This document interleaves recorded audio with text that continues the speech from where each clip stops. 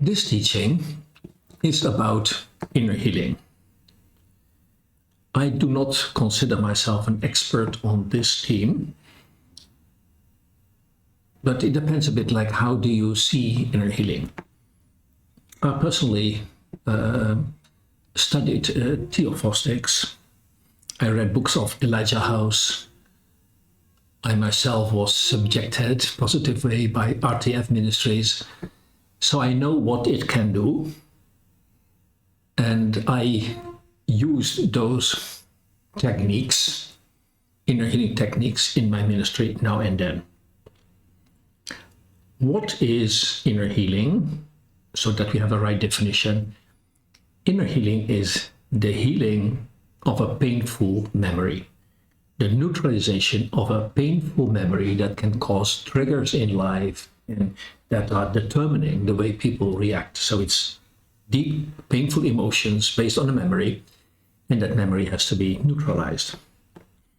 I'll give you an example what happened in my experience.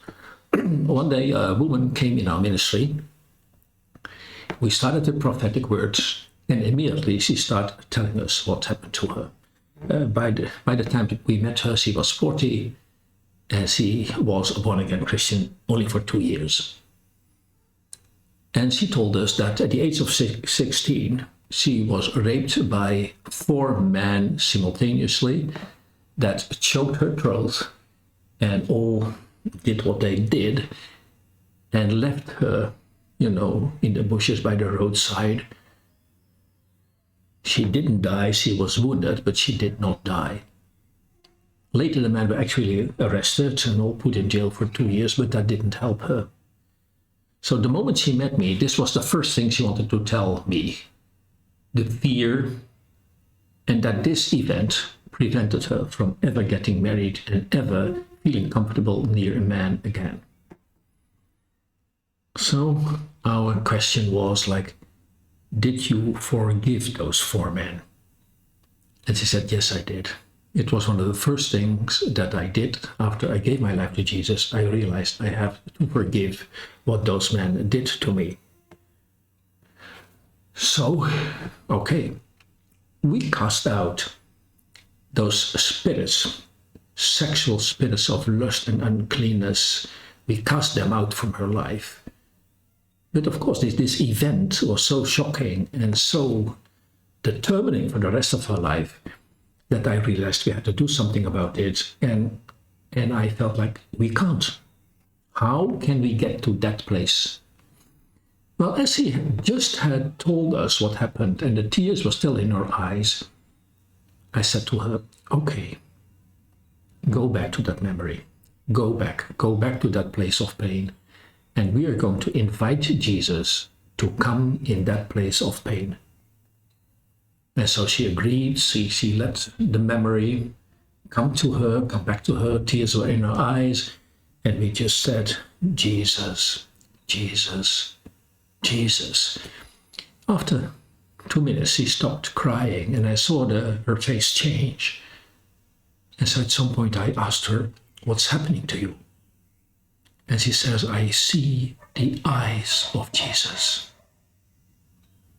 And I understood what she meant. Up to now, that memory was characterized by 4 pair of eyes full of lust, hands around her throat, fear in her heart that she might die and that they might kill her after raping her, immense fear, and the cruelty of those eyes that were settled in her, a terrible memory.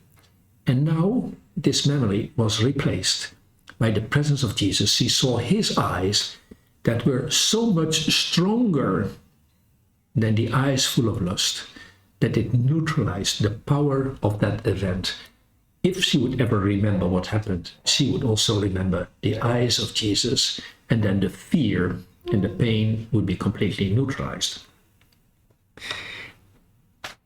This woman had just started to work in a preschool for gypsy kids, and I visited that place again and again for 5 years. And every time when she knew I was coming, and our car stopped at the building. She ran out to embrace me because she felt that's the man who brought inner healing to me. Of course, it was all Jesus' work, but that was the man that gave me the key to receive my healing. So that is my best experience in the area of inner healing. Now, for inner healing, first of all, the person involved must be in some way able to receive from God. Because I've also tried it in situations and that person would have no experience at all. Wouldn't feel anything, wouldn't feel Jesus. So I would try to bring up that bad memory and say, okay, remember that. Sometimes I got the reaction like, I don't want to remember that. I don't want to remember that. So then it stops there. But in case when a person is willing to go back in that memory, and I want to introduce Jesus in that memory by saying we're going to ask Jesus to come and let's see what he does, what he says, what he does. And so there were cases that the visitor said, well, I feel nothing. I don't see Jesus. I don't experience anything. So then that technique, forgive me for using the word, fails. It also means that the visitor must trust you that you will guide her or him safely through that process. I've also had cases that I tried and on that moment nothing happened, but the person came back to me the next day and said, I had a dream and Jesus appeared in my dream. And now I understand. And the pain is gone.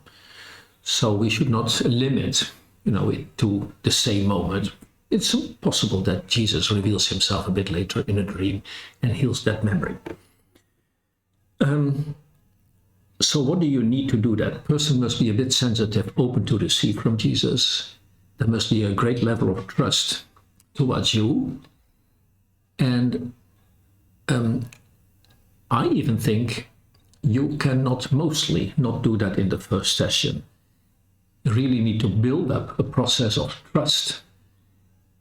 And at some point, when you have dealt with a lot of other problems, you can say, okay, we want to do this. You are safe with us. Even if you are in pain and we see you cry, we love you.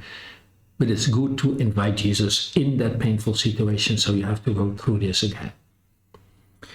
I realize there are a lot of people that have more experiences in the area of healing. So maybe I should not teach so much on this subject because I've done it a few times with good results, and I've tried it a few times with no results. So I don't consider myself an expert in this. So maybe I should still improve.